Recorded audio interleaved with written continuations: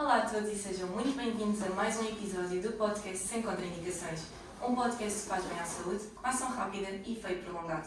O meu nome é Sofia Santos e sou farmacêutica nas farmácias Reis Barato. Hoje vamos falar de uma fase repleta de mudanças, tanto a nível físico como emocional e até social, mas que não tem de ser vivida com medo, a menopausa. Fique connosco e descubra como viver este período com qualidade de vida, equilíbrio e confiança. Sem Contraindicações, um podcast que faz bem à saúde, de ação rápida e efeito prolongado. Para nos esclarecer sobre este tema, tenho comigo o Dr. Miguel Ganjong, farmacêutico na farmácia Reis Barato Lisboa, onde acompanha diariamente várias mulheres nesta fase de transição. Dr. Miguel, muito obrigada por estares connosco, bem-vindo. Obrigado, Sofia, eu que agradeço. Para mim é um prazer estar aqui a falar deste tema que afeta, no fundo, todas as mulheres que infelizmente ainda levanta bastantes receios e questões. Nós na farmácia acompanhamos diariamente este processo e apercebemos do impacto real que tem na saúde, no bem-estar, na vida profissional, até na vida familiar. Sem dúvida.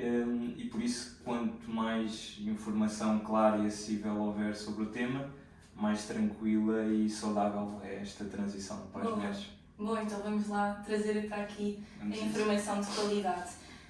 Para começarmos de uma forma simples, vamos primeiro que tudo explicar o que é a menopausa, o que é que acontece no corpo da mulher durante esta fase. Muito bem.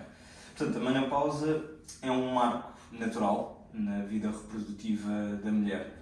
Define-se pela ausência de menstruação durante 12 meses consecutivos, durante um ano, e que resulta da diminuição progressiva da produção de estrogénios pelos ovários. No fundo, é isto. Mas antes da menopausa, existe um período de transição que se designa por perimenopausa, que pode durar vários anos, normalmente uma média de 7 a 10 anos, onde se começam a verificar as primeiras alterações nos ciclos e também os primeiros sintomas. Depois existe a fase de pós-menopausa, que abrange os anos seguintes à menopausa. Importa reforçar que a menopausa não é uma doença, portanto é uma mudança fisiológica esperada da qual todas as mulheres vão passar. É algo completamente natural. Exatamente. O que varia é a forma como, a intensidade como as mulheres podem ou não viver esta fase. Até porque existem sintomas que são bastante frequentes e que a maior parte das mulheres experiencia e outros um pouco mais raros e que não afetam todas as mulheres nestas fases. E como disseste bem, isto acaba por ser um processo a nível temporal bastante longo, que tem várias alterações diferentes dependendo da fase, mas eu gostava também que nós falássemos um bocadinho então de quais os sintomas que podem ser sentidos nas diversas fases e quais é que são os mais frequentes e os menos. Certo. Bom, os sintomas são muito diversificados e nem sempre estão relacionados com a menopausa. Por norma, dividem-se em 4 domínios, sendo que o domínio vasomotor, aquele que acompanha a fase de perimenopausa e de menopausa, que são nomeadamente os afrontamentos, as ondas de calor, os suores noturnos e o aumento da sudorese, que é da transpiração em repouso, que estes normalmente são os clássicos associados à menopausa. Depois temos o domínio mental, psicossocial, que é nomeadamente a ansiedade, as alterações do humor, os distúrbios de sono. Este tipo de sintomas está associado, por exemplo, quando a mulher diz que já não se sente ela própria, ou seja, a capacidade mental, a falta de motivação, a perda de autoestima, mesmo os processos de memória, às vezes a fluência verbal começa a alterar. Depois temos o domínio físico, em que vemos um aumento de dores musculares, dores articulares, menor capacidade física, a pele, o cabelo começam a ficar mais finos, maior aumento do peso, portanto da distensão abdominal, um maior cansaço, uma maior fadiga. E por último temos o domínio genitourinário, ou seja, que as mulheres queixam-se de maior desconforto vaginal, maior dor até durante a relação sexual, queixas urinárias, maior recorrência de infecções, enfim.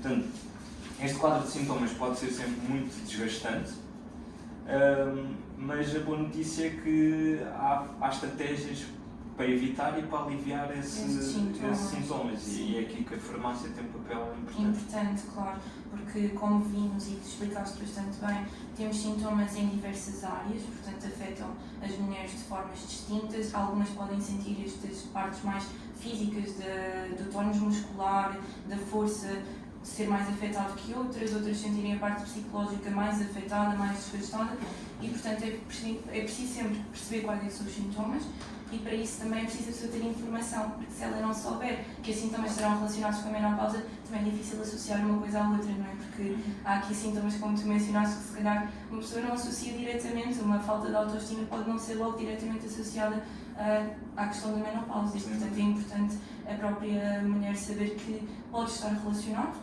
e que existe de facto formas de minimizar estes desconfortos.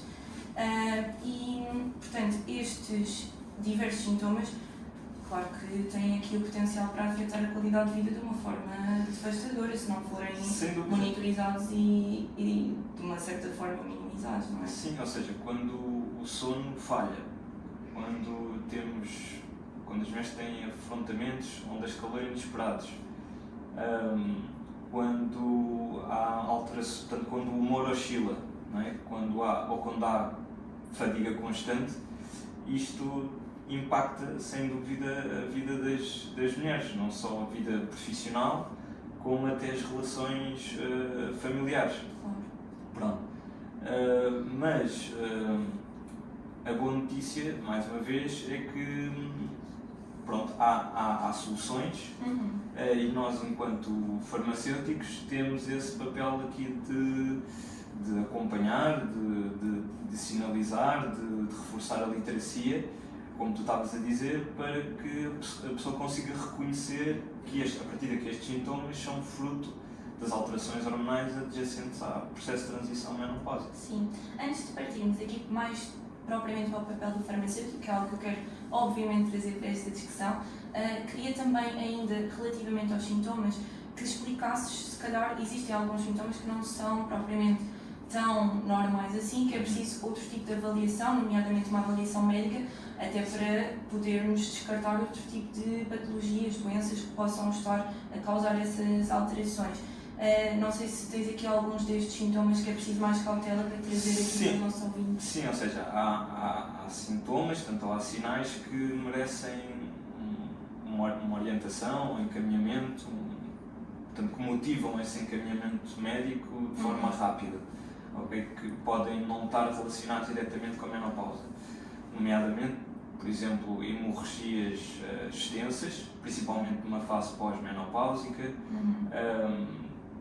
dor pélvica também muito intensa, por exemplo, afrontamentos tão intensos que tornam a pessoa disfuncional, alterações de humor severas ou persistentes, suspeitas de osteoporose, não é? Porque a falta de estrogénios compromete muito a integridade óssea, portanto, e o aumento de quedas.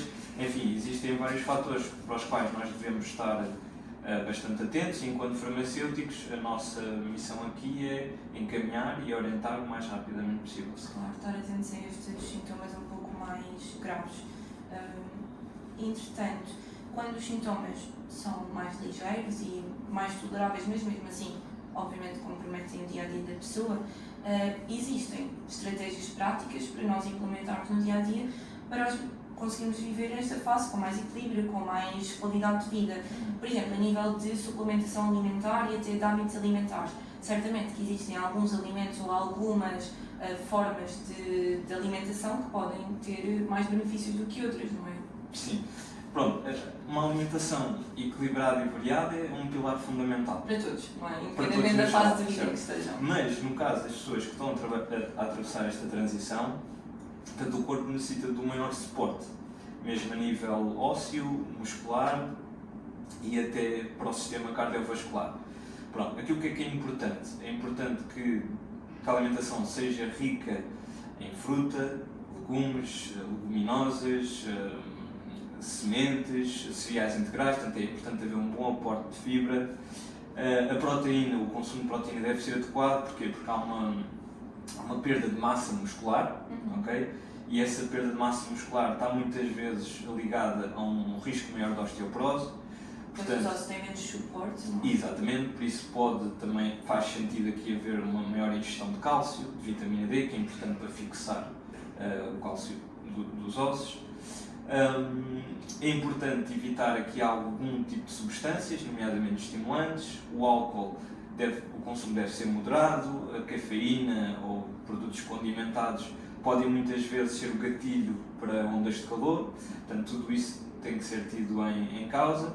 E depois a suplementação pode fazer sentido, mas deve ser sempre feita de forma individualizada e mediante aconselhamento, porque pode não ser útil para todas as pessoas, ou nem todas as pessoas podem beneficiar disso.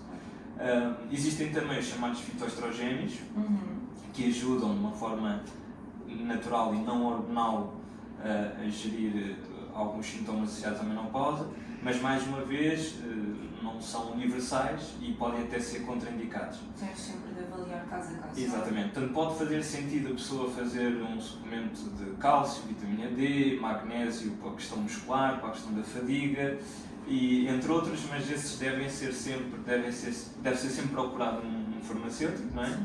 Para individualmente perceber as necessidades e perceber o que é que se adequa melhor àquela pessoa. Até porque às vezes as pessoas com o desespero dos sintomas acabam por tentar experimentar diversas coisas para ver se sentem um alívio e muitas das vezes o que experimentam é por indicação ou recomendação de uma família próxima, de uma amiga próxima, de alguém que esteja em contacto ali no meio mais próximo.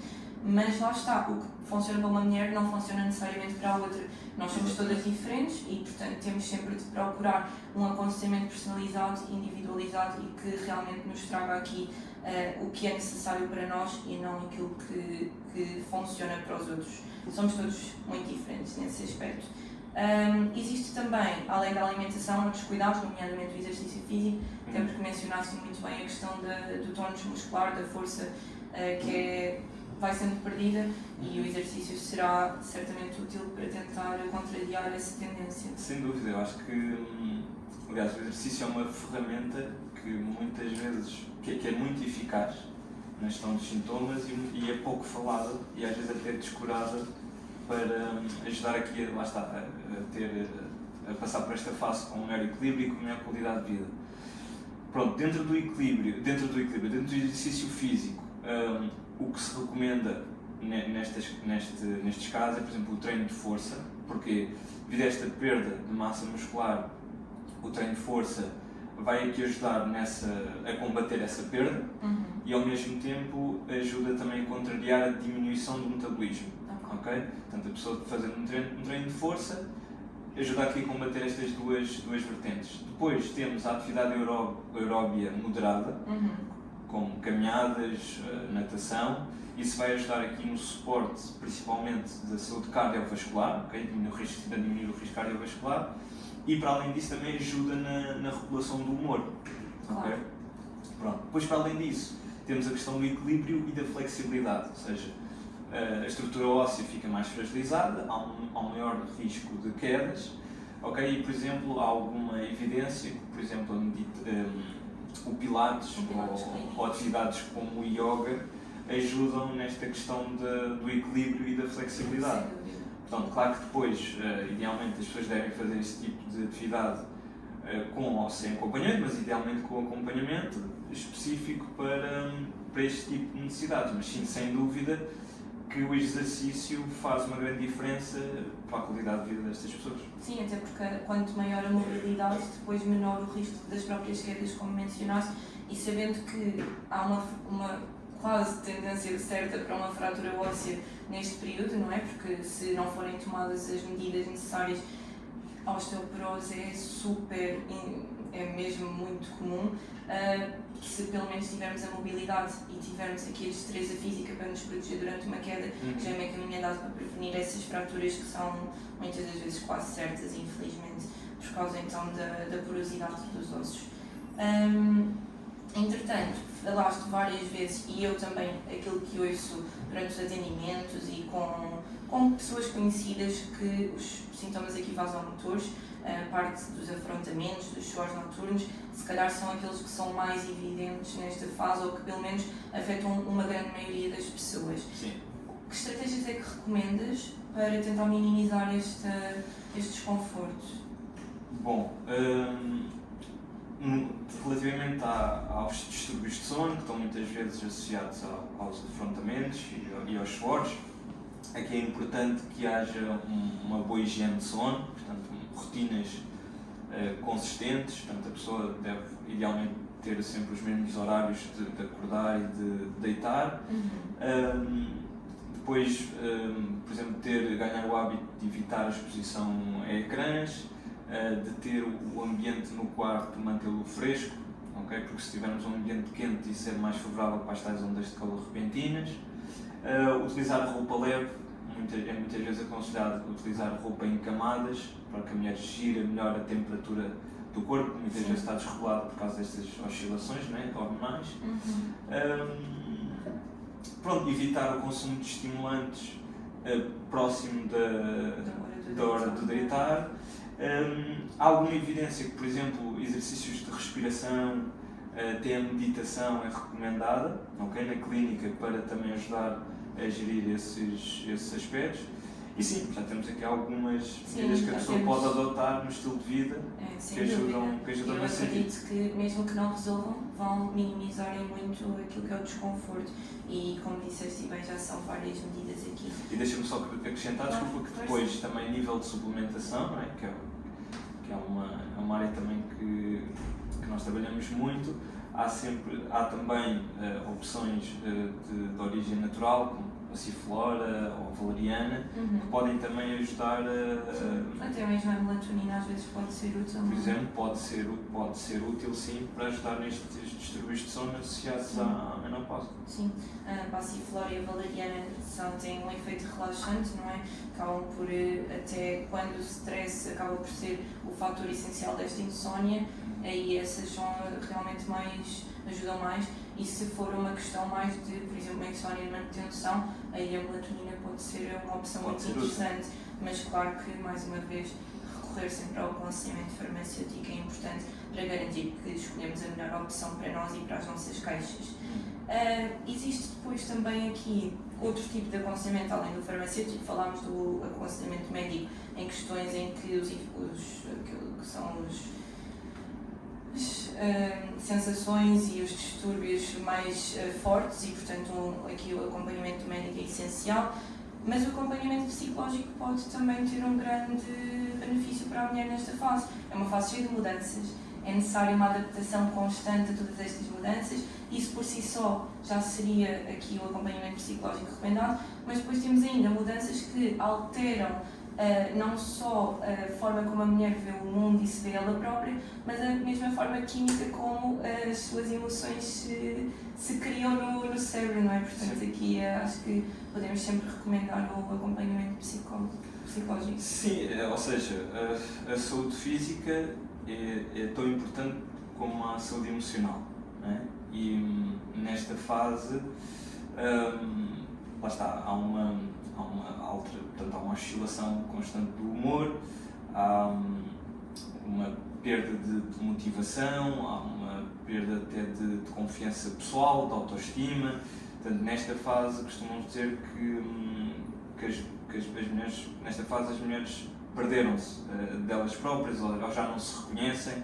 Pronto, e claro que isso tem um impacto psicológico, não é, na vida das pessoas. E aqui a psicoterapia pode ajudar na gestão do humor, pode ajudar a gerir a ansiedade e reconhecer também que é uma fase transitória, ou seja, que não é uma coisa que vai durar para sempre, e que há mecanismos que podem ser utilizados neste âmbito para melhorar a qualidade de vida das pessoas e o bem-estar psicológico também. Por isso, sempre que o impacto psicológico é muito significativo, claro, os psicoterapeutas também têm aqui uma ação, neste contexto multidisciplinar, pode ser benéfico para as mulheres. Tu tocaste num ponto super interessante e que foi a questão de dizeres que as mulheres muitas das vezes sentem que se perdem nesta fase. Eu acho que isto depois também tem muito a ver com uma questão social, não é? Infelizmente a sociedade acaba por fazer as mulheres sentirem que perdem certo valor durante esta fase de mudança, em que se calhar de um ponto de vista mais machista, atrevo-me a dizer, perdem aqui um bocadinho o seu valor enquanto mulheres dignas, não é? Porque aparecem com mais rugas, porque já não podem conceber, já não é uma possibilidade de gravidez, porque se calhar já têm aqui um perímetro abdominal um bocadinho maior e com mais gordura acumulada, e isto também é muito importante nós trazemos para a mesa, porque eu acho que é isso que torna este tema tão tabu e tão pouco falado, aqui as expectativas da sociedade em relação à mulher e ao aspecto que a mulher deve ter e àquilo que a mulher deve fazer, e eu acho que é importante relembrarmos todas as mulheres que o que a mulher deve fazer e deve ser é feliz e viver com qualidade, e portanto não é por mudar fisicamente algumas características que vai perder o seu valor. E acho que é importante nós relembrarmos todas as mulheres que nos ouvem disto, porque às vezes há aquela vergonha de procurar ajuda porque nem sequer se quer admitir que se precisa dessa ajuda porque se está a viver esta fase, e acho que a menopausa ainda carrega um peso muito forte consigo na palavra, e faz parte também do nosso trabalho tentar contrariar um bocadinho esta tendência e trazer aqui para a discussão a luz e não esta neblina em que as mulheres viveram sobre durante tantos anos, e acho que está na altura de tentarmos mudar um bocadinho isto.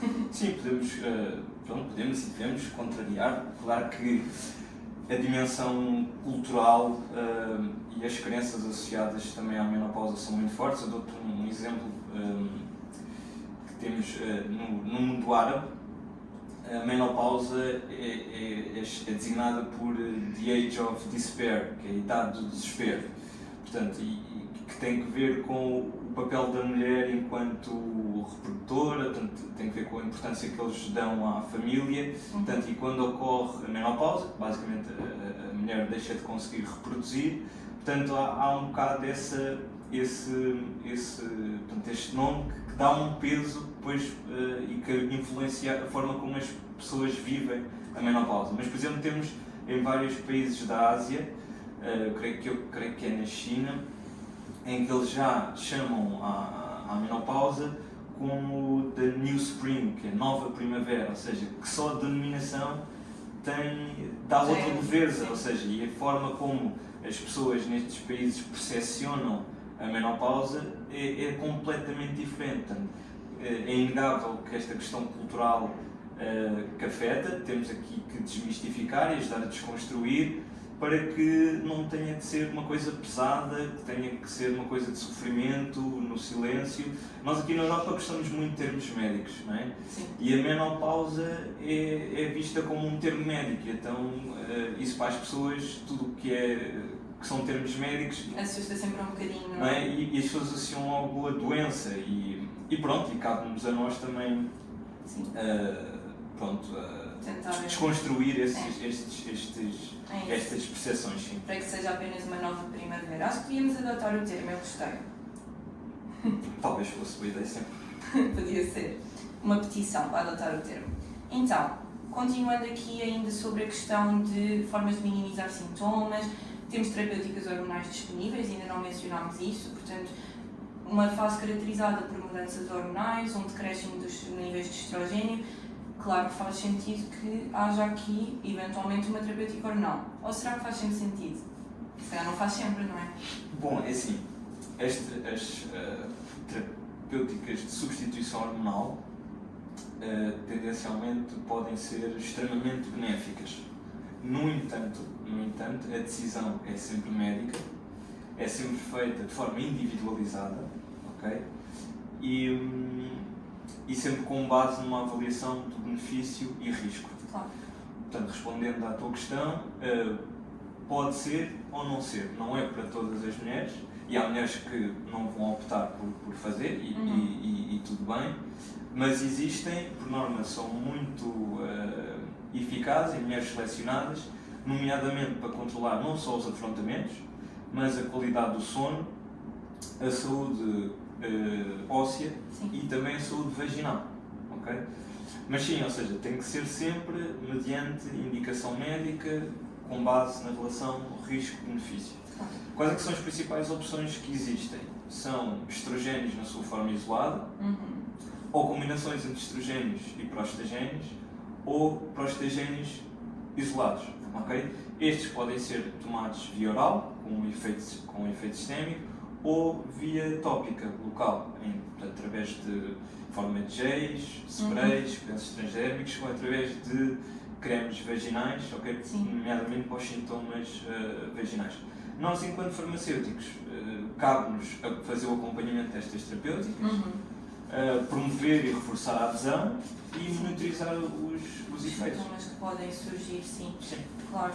É como disseste, há muitas opções diferentes e depois a opção em si vai ser sempre escolhida de acordo com aquilo que é o mais indicado para a pessoa. E com as preferências, sim. E com as preferências, exatamente. Até pode ser uma questão mais de a pessoa preferir tomar um comprimido em vez de aplicar uma pomada, e se ambos forem adaptados para essa pessoa, então ainda bem que ela tem direito a escolher o que prefere.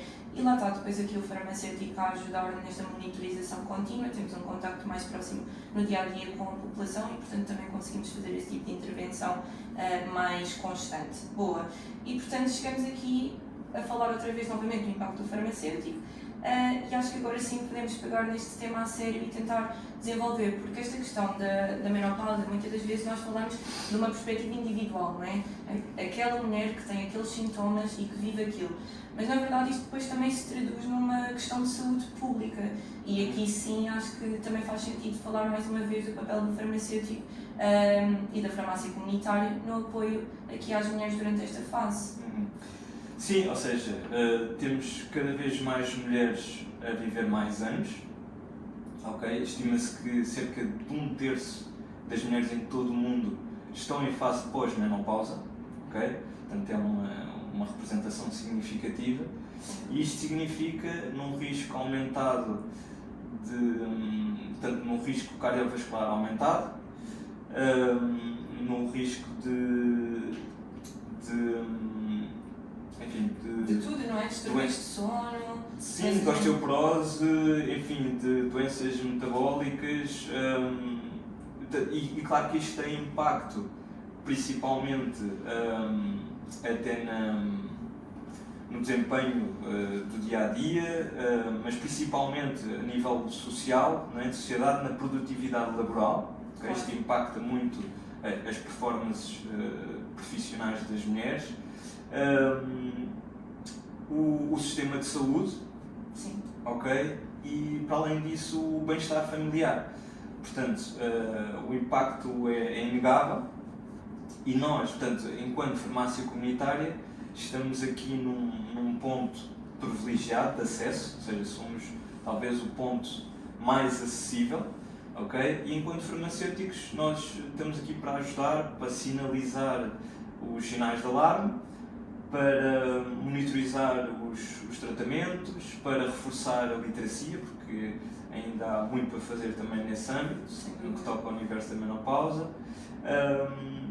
Portanto, a encaminhar e orientar para o médico sempre que necessário e a acompanhar diariamente a mulher no processo da menopausa na farmácia. Portanto, acho que, sem dúvida, esta proximidade é extremamente importante. Coloca-nos aqui numa posição ideal para conseguir realmente acompanhar de uma forma muito próxima e esta relação farmacêutico-utente que também se desenvolve também muito bonita, não é? Porque depois há ali uma confiança que se vai criando entre o utente e o farmacêutico que segue e eu sinto que também isso, depois nós no nosso dia-a-dia também sentimos isso e que também é uma...